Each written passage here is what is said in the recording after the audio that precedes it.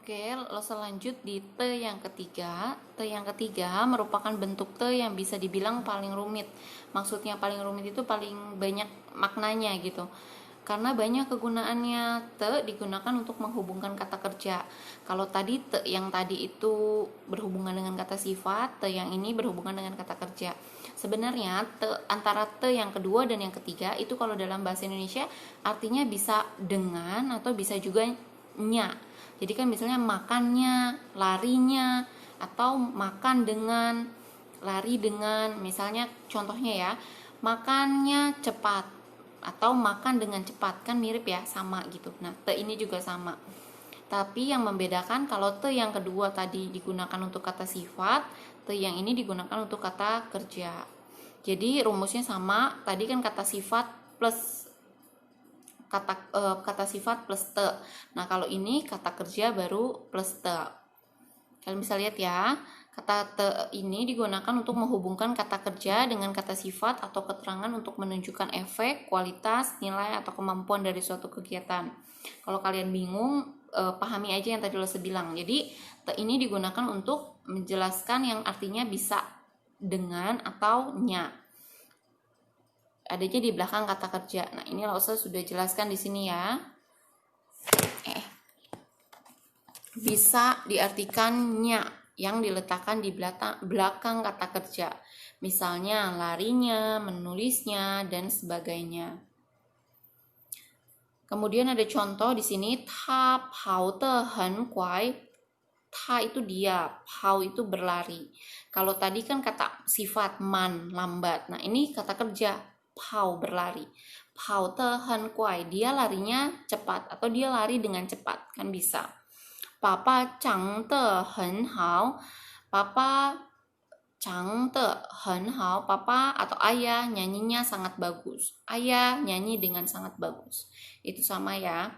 Kedua, contoh di atas itu te diletakkan setelah kata kerja. Hao artinya yang berlari. Kemudian chang artinya menyanyi. Menjelaskan kata kerja secara negatif, maka yang digunakan ialah te dan pu. Sama kayak tadi, pu penggunaan untuk kata negatifnya. Ta pao de hen guai. Papa chang de pu hao. Nah, cuma ditambahin kata pu untuk kata negatif, untuk kalimat negatifnya. Itu untuk penjelasan yang pertama mengenai kata te yang ketiga. Jadi ini kan kita sebutnya te yang ketiga. Ini penjelasan yang pertama, yaitu te itu artinya dengan atau bisa juga titik-titiknya. Karena ada penggunaan kata lain, yaitu menunjukkan kemampuan. Selain itu, menjelaskan kata kerja, te juga digunakan untuk menunjukkan apakah suatu kegiatan bisa dilakukan atau tidak. Bila ya, te digunakan. Bila tidak, kata te diganti dengan kata pu. Contohnya, ni kan te cian ma? Bisakah kamu melihatnya? Bisakah kamu melihatnya? Nah, kan te melihatnya. Kan te cian.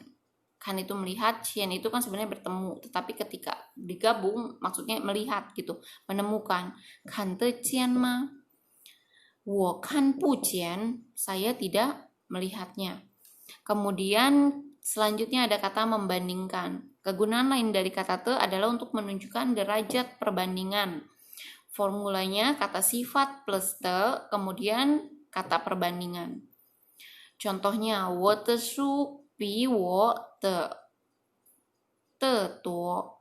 Artinya, 他的书 buku dia, 比我 dibandingkan saya, 的 dibandingkan milik saya, 的多 jadi lebih banyak. Bukunya jauh lebih besar banyak gitu dibanding buku saya. Pada contoh di atas, te diletakkan setelah kata sifat ta yang berarti besar dan tuo yang diartikan sebagai menjelaskan perbandingan tersebut. Di sini te digunakan untuk menunjukkan tingkat suatu perbandingan. Sebenarnya ini agak lebih sulit ya, jadi lo serasa karena ini jarang sekali kita temukan, maka tidak apa-apa, kalian belum begitu memahami, lo hanya membahas sekilas. Te yang ketiga sebenarnya lebih sering digunakan untuk kata titik-titiknya atau bisa juga dengan. Te bisa juga mendapatkan, dengan nada kedua. Nah, jadi te kalau ada nada kedua itu biasanya bergabung dengan kata tau. Tetau. Tau itu kan maksudnya sampai. Tapi ketika dia bergabung, tetau artinya adalah mendapatkan. 我得到一份新工作. Saya mendapatkan pekerjaan baru. Nah, bisa juga te ini yang artinya harus, tapi tidak dibaca te, menggunakan t. Misalnya, contohnya, ni te zhou le. Kamu harus pergi. Nah, bagaimana membedakan te ini dibaca t atau te, lause? Kalau te-nya ini ada di belakang subjek, misalnya wo, ni, mama, papa itu kan subjek. Udah pasti dia biasanya dibacanya te. Wo te. Wo te sui si. Hao hao sui si. Wo te. Hao hao sui si. Saya harus dengan baik belajar. Nah, itu kan adanya di belakang subjek. Maka dia dibaca te. Tetapi te yang akan kita pelajari itu berhubungan dengan katanya atau dengan. Paham ya? Jadi antara te yang kedua dan te yang ketiga membedakannya hanya kata sifat atau kata kerja. Kalau dia kata sifat dulu berarti pakainya te yang kedua. Kalau dia kata kerja berarti dia kata te yang ketiga.